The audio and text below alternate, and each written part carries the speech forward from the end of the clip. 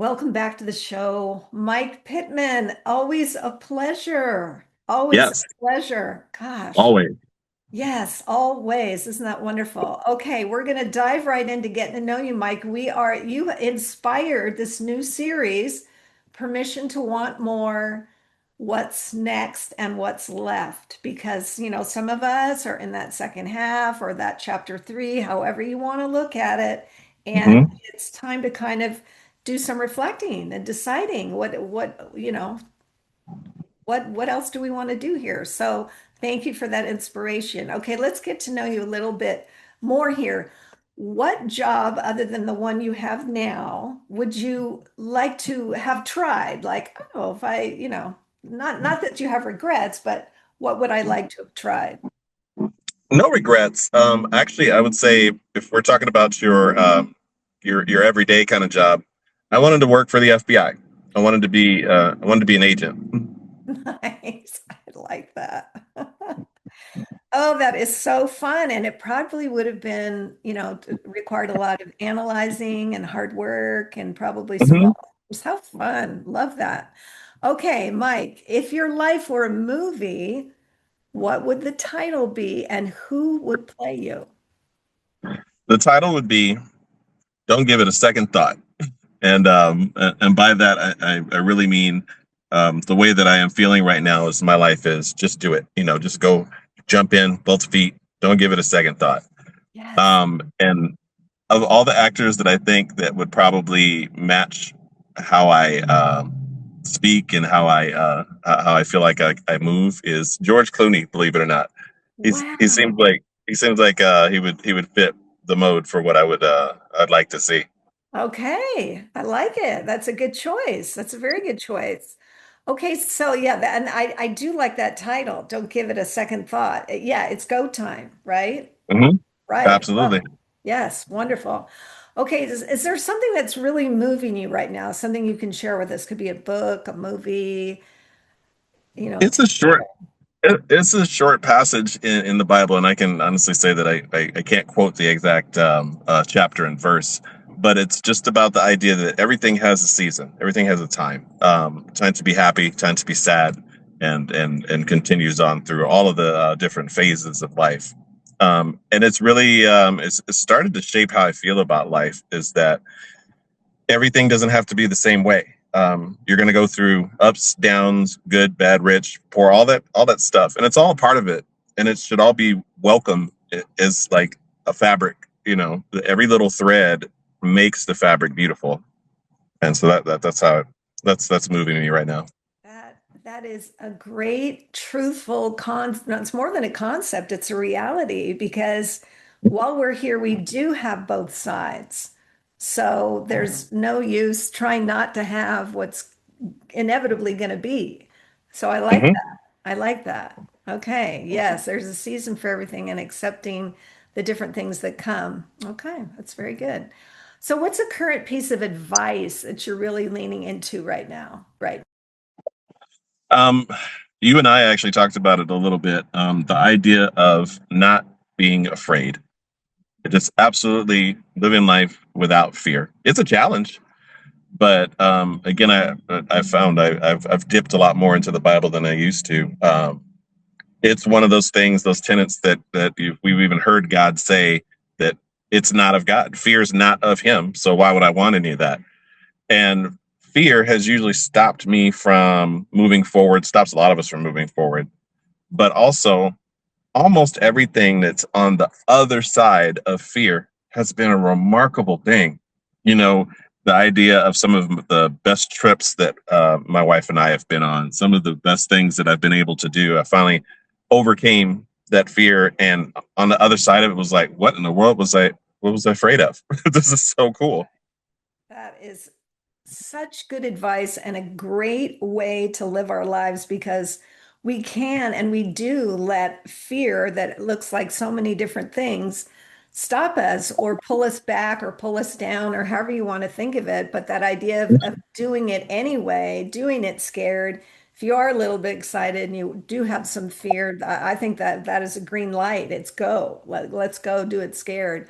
I love that. And I love that you were sort of rewarded in a way by facing that and doing it and then going, oh my gosh, this was one of the best experiences. I am so glad that I did this. Well, Oh, that's yes, okay. So that was it's fun get to know you. And now we're going to go into our deep dive. And of course, as we were saying, we're permission to want more.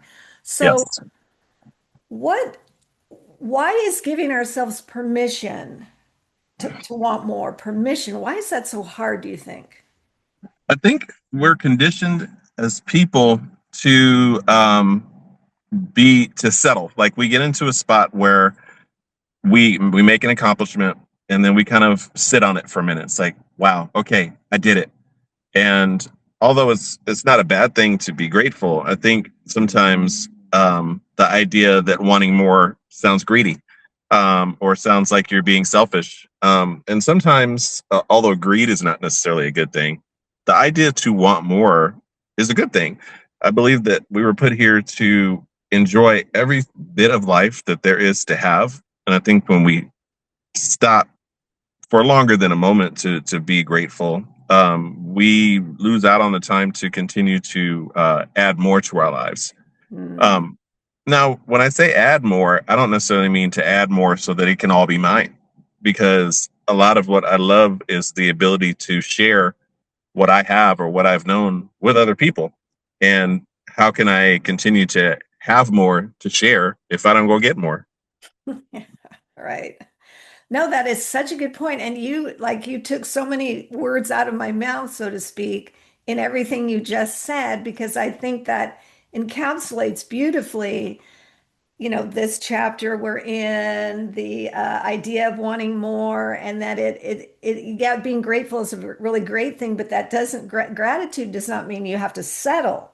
Hmm. And I think we both believe that God puts that desire in us to want more, and often it is sharing or serving or helping or whatever it might be. Gosh, that's so well said. I'm really excited for this chapter for you. And listener, you may not know, Mike is soon going to be retiring, so he's got a whole new chapter ahead of him, and I think it is so very exciting to see what's going to happen. It's going to be So, so much fun. is there anywhere that you've decided, oh, it's too late. It's too late for that? Um, I could say that going back to a lot of jobs that require a lot of physical activity, and I say that I go back to my original idea of being an FBI agent. I wanted to be the ones out there in the field grabbing the bad guy, like the superhero kind of thing. And although I know that I have some strength and physical ability to myself, I do realize that that chapter of my life has, in my opinion, has gone by, and I'm okay with it though. I think that I can still be fulfilled in other ways. Right. And I think there are things that happen as we get older physically. And of course, they tell us to keep moving, and absolutely we should keep moving. But I was just having this conversation with somebody earlier today, noting that like there are certain rides I no longer want to go on, like at Disneyland. They're not fun anymore. They used to Right. be fun and now they're not. And I think that's got to be some kind of function of age or the equilibrium or I don't know, whatever. Anyway, that's a Mhm. real thing. That is an Yep. absolute real thing. Right. And so that's a kind of acceptance, I guess, in a way. Right. Mhm. Okay. I like how you shared that and expressed that. Is there have you downsized your own expectations in any way that you feel like, well, I don't, again, we're going back to the same concept, settling, grateful, fearful. I have found myself more careful, and sometimes it's a good way, sometimes it's not. The older that I've gotten, I kind of feel like I've got my pension, I've got my things that the tangible items that belong to me, if you will. You Hmm. know, my family, my all of that, and I. In some ways, you go like, "Ooh, I got to put my arms around that so I don't lose it." And so, in some ways, I think that I find myself kind of, again, sitting in that moment, like, okay, I can't let anything happen to this, but that can also still stop me. We have very little control over what happens to us in this life, even though we pretend that we do. Um, Yes. Life comes at us and we get to react to it and we get to do things with it. But I think we fool ourselves into believing that the more that we kind of pack things away, that it keeps them safe. When really, a lot of times, just enjoying them and reveling in the things that we have makes them that much more beautiful. I like that. They're almost sweeter in that way. Hmm. I like that. Is there anything you secretly still want? I secretly still want to record some music that I've written and to perform it in front of a very large audience. Oh, can I come? Absolutely, absolutely, I love and it honestly is a goal I'm working towards. that is so great. That is so great. I love that. I love that. And I really hope that you, whatever that might look like, that you Mhm. really decide to pursue that and make it happen. It doesn't mean you have to fill an arena, right? But Right. to, yeah, that is so cool. I like that you've put it out there because that shows me that you're confident that you are going to complete it or step towards it as much as is possible on your end. You're putting it out there, and I think that takes some bravery, and thank you for that. Yeah, that Of is so course. cool. So is your permission stronger now after having this conversation, or do you feel like, oh, I was already feeling that way? It is stronger. I think sometimes we have to say some things out loud to bring them into existence for ourselves. Um, a cousin of mine is a minister, and that was one of the things that I heard him say is that you have to profess it with your mouth. You have to put it out there. It allows you to believe it. A lot of times we put it in our head, and in our head we move so fast, we talk ourselves out of things that we feel are not attainable, or that's not logical, or I can't. But if you put out there, no, I'm going to do this, it's almost like you affirm to yourself that it's going to happen, and whether you want to or not, you start moving in that direction because it's like, oh, well, now I've said it, I got to do it. So I really do think that talking about it moves you in the direction that of the goal. Yes, I agree with you. And I think it holds you to yourself, like Hmm. accountable, but in a really good way, not in a, Yes. no, I have to. It's no, I get to because Hmm. I put it Better said. out there and Yes. I get to do it. And 100%. that That's is the so better way to put great. it. Oh my gosh. I love that, Mike. I love that for you. That's so wonderful. What do you think you have a certain style in your like okay, so you're writing the lyrics and then you're setting Hmm. it to music. Hmm. What kind of style would you say your stuff is if it I'm, has a style?